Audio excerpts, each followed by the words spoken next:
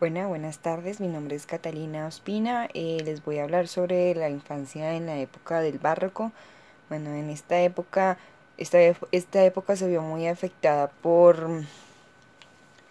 una, por un pesimismo teológico, pues ya que, pues como la época antecesora fue el Renacimiento, bueno, en el Renacimiento fue como el auge de las ciencias, entonces pues la teología en gran medida se dejó a un lado. Entonces ellos estaban muy pesimistas y muy melancólicos. Aparte, bueno, junto con eso había muchas guerras cristianas de parte de la iglesia. Entonces, lo que afectó lo que fue la política, la economía, y hubo como una gran escasez alimentaria, lo que hizo que muchos padres abandonaran a los niños, los dejaran abandonados en las ciudades y en las iglesias. Bueno, los de las iglesias, bueno, tenían como el deber de darles la acogida y de cuidarlos. Entonces los de la iglesia, pues al cuidarlos, pues tenían el deber, digamos, de enseñarles. Bueno, aparte de todo, lo que fue en el Renacimiento apareció Juan Luis Vives. Él apareció en el Renacimiento, pero fue más conocido en la época del Barroco. Bueno, él rompió el tabú tradicional de que con una observación empírica y constante, crítico constante, de que no se podía discriminar a los más pobres, sino que y y a los menos desfavorecidos, ya que cada quien tenía un modo de ser y hay que transmitir pues el conocimiento, no importa a quién sea ese conocimiento, a quién sea dirigido. Sí, entonces él rompió ese tabú, ya que el conocimiento solamente era transmitido como a los de la alta sociedad. Bueno, Vives junto con Comenio em, decían que la madre era la primera maestra, ¿sí? Entre los dos, pues sobre todo ahorita Vives dijo que era muy importante lo que fue la lactancia, la educación de la madre era muy sumamente importante en el niño, pues al ser ella la primera maestra, sobre los modales, ella tenía que ser una persona muy ética, ¿sí? Con unos morales muy altos. Bueno, Comenio pues también decía que la educación comenzaba desde el nacimiento, ¿sí? Y que trascendía, ¿sí? De los 6 a los 12 años, después a la adolescencia y pues ya lo último, pues lo que fue la academia, eso fue como el antecesor eso fue como lo que más, más apoyó Comenio, lo que fue la universidad, al incluirla como la academia de sabios. Pero entonces Comenio, al igual que los jesuitas, se limitaban a una enseñanza elemental, a lo más básico, ¿sí? Ya que la pedagogía de esa época era orientar al niño hacia el buen camino antes de que sea tarde. Ese orientarlo decía como de también de excluirlo de las personas que les enseñaban malos hábitos, malos modales, inclusive de la sociedad y de los mismos padres, para que el niño conservara su inocencia, para que siempre conservara su inocencia, como que es lo elemental del niño, ¿sí? De esa manera se trataba al niño con dureza, con castigos, ¿sí? Pues para que él no se fuera por otros caminos, como ellos les decían, los caminos del demonio. Y para que no siguieran esos caminos todos tenían que estar ahí, ya que todos pues somos hijos de Dios, ¿sí? Y no había, digamos, de razón de excluir a alguien con una deficiencia física o mental, que de esa manera, pues al estar todos se podrían librar de las guerras civiles, de que podría haber más paz, ¿sí? Ya que la educación debía ser pues obviamente para todos. Entonces ahí se manejaba también en el barco lo que fue una educación humanista, ¿sí? En la que tenían que convertir a un a un buen niño, de un buen niño a un buen hombre. y de eso se tenían que encargar precisamente las madres desde un principio. En ese momento se veía mucho pues lo que eran las nodrizas, ¿sí? Y pues como lamentablemente no estaban las madres y entonces estaban las nodrizas, entonces estas tenían que ser sanas y honestas, ¿sí? Para que ellas tuvieran esa humanidad, esa piedad con el niño, ¿sí? Como si lo hubiera tenido la madre. Si él no tenía esto, pues eso iba a em, generar conflictos, ¿sí? Cuando ya sea un hombre, ¿sí? Em, bueno, el ambiente familiar era sumamente importante, pues desde desde la infancia hasta la vida adulta, ¿sí? Dependía de tres cosas: del nacimiento, de una buena salud, de unas buenas costumbres.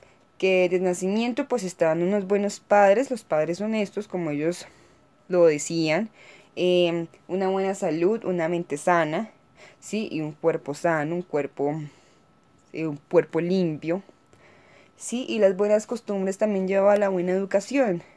La educación generalmente era como para generar la tolerancia, para el respeto, que tal vez no se les podía enseñar en la casa, pero que también tenía que ser desde la casa todo eso, que todo eso. Bueno, ya aparte, también tenían otras nociones del hombre, ¿sí? Del ser humano en el barco, ¿sí? Pues decían que habían dos tipos de hombres. Bueno, el primero estaba natural, primero se comienza desde natural, donde el hombre se deja llevar por sus propios impulsos, por su espontaneidad, ¿sí? Por los placeres, ¿sí?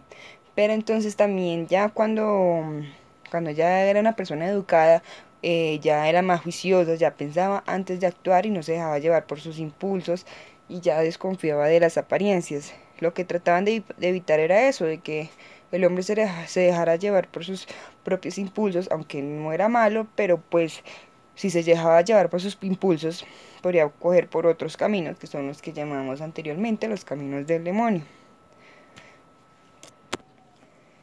Bueno, ya también, como al principio se habló que había una crisis económica y que los niños pues en ese tiempo eran abandonados y pues su educación quedaba a cargo de las iglesias pues al ser abandonados allá. Entonces apareció lo que fue lo que fue Vicente de Paul y Luisa Marilac. Bueno, ellos crearon una asamblea de las damas de la caridad.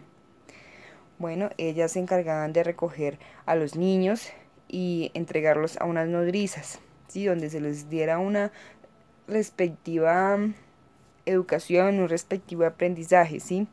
En esa época, en lo que fue exactamente en 1670, fue creado un hospital de los niños abandonados, ¿sí?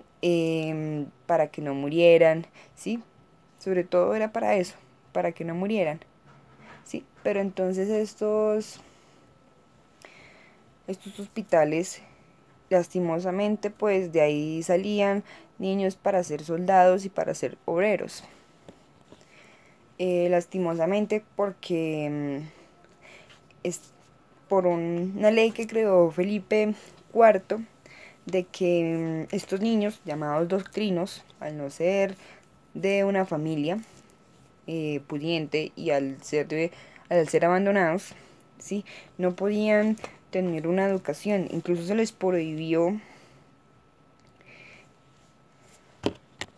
el estudio de la gramática, no podían leer, no podían escribir. ¿Para qué? Para lo mismo, para que fueran soldados, para que fueran artesanos, para que fueran marinos, para que fueran agricultores. En pocas palabras, para que fueran peones de los otros, ¿sí? Para que no alcanzaran un alto potencial que aunque lo podían hacer.